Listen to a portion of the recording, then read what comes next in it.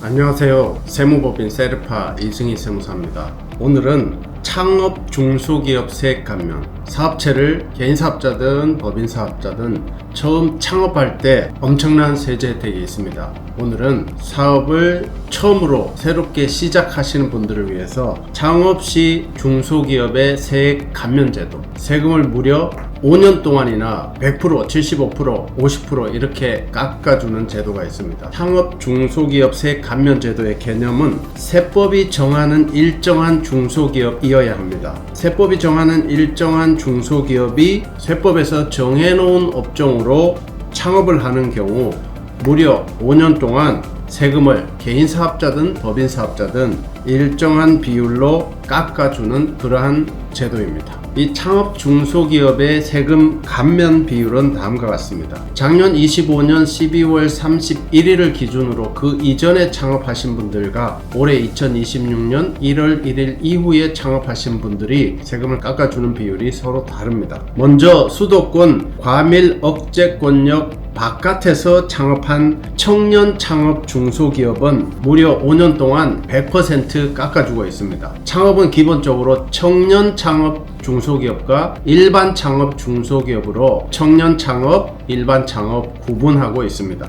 그리고 수도권 과밀 억제권역 안에서 창업한 청년 창업 중소기업과 수도권 과밀 억제권역 바깥에서 창업한 일반 창업 중소기업은 50%를 무려 5년 동안 깎아주고 있습니다. 그리고 올해 2026년 1월 1일 이후에 창업한 업체의 경우는 다음같이 세금을 5년 동안 깎아주고 있습니다. 수도권 바깥 지역에서 창업한 청년 창업 중소기업과 수도권 내에서도 인구 감소 지역으로 지정한 지역이 있습니다. 비록 수도권 내 지역이지만 인구 감소 지역으로 지정된 지역에서 창업한 청년 창업 중소기업은 역시 5년 동안 100% 세금을 깎아주고 있습니다. 올해 2026년 1월 1일 이후 창업한 수도권 내 지역에서 창업한 청년 창업 중소기업은 75%를 깎아주고 있습니다.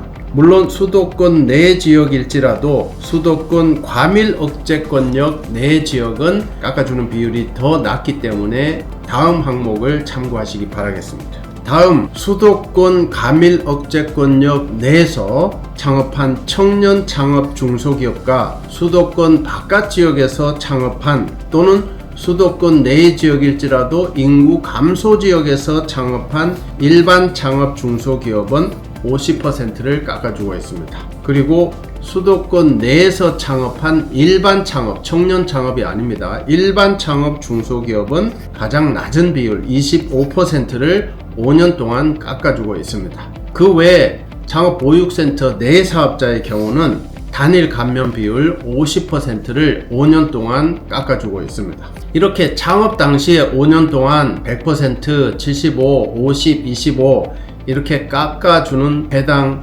중소기업은 업종 제한이 있습니다. 다음과 같은 업종을 영위하셔야만 이러한 혜택을 5년 동안 받으실 수가 있습니다.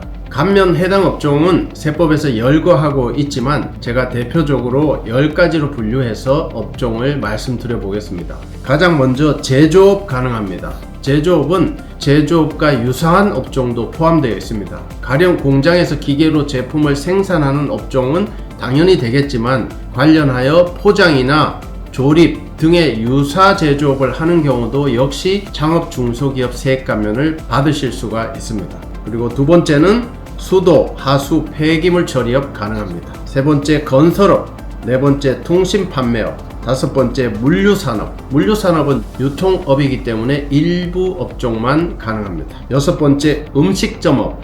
음식점업은 종류를 가리지 않고 모두 가능합니다. 그렇지만 주류를 취급하는 소비성 서비스업은 제외되고 있습니다. 일곱 번째 정보통신업 가능합니다. 다만 뉴스 제공업이나 비디오방 운영업 그리고 가상자산 매매업 등은 제외되고 있습니다. 여덟 번째 사업시설관리, 사업지원 및 임대서비스업 가능합니다. 임대업이 아니라 임대서비스업입니다. 아홉 번째 사회복지서비스업 가능합니다. 그리고 기타 관광 숙박업, 노인복지시설, 전시산업 등 여러가지 업종이 창업 중소기업 세액감면 업종으로 세법에서 열거되어 있습니다.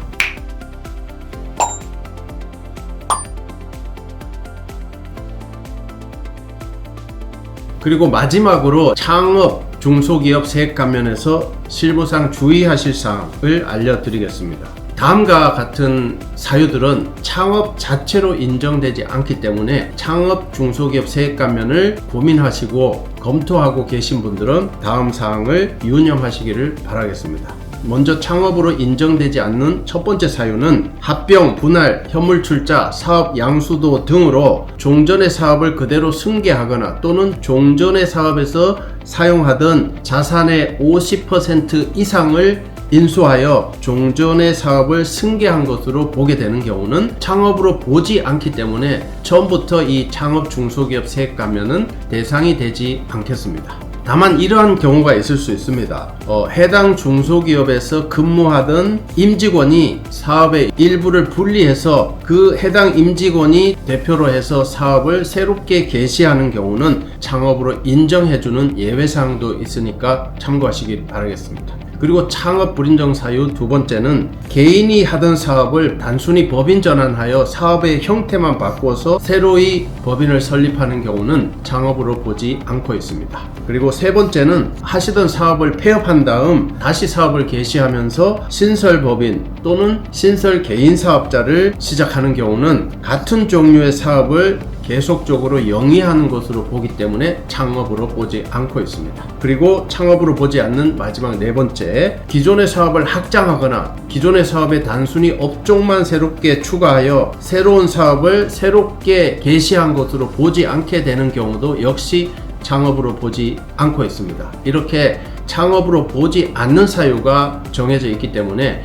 창업 중소기업 세액 감면을 검토하거나 고민하시고 계신 분들은 가장 먼저 창업의 정의에 대해서 명확하게 이해하시기를 바라겠습니다. 당신이 걸어갈 사업의 길 우리가 지켜드리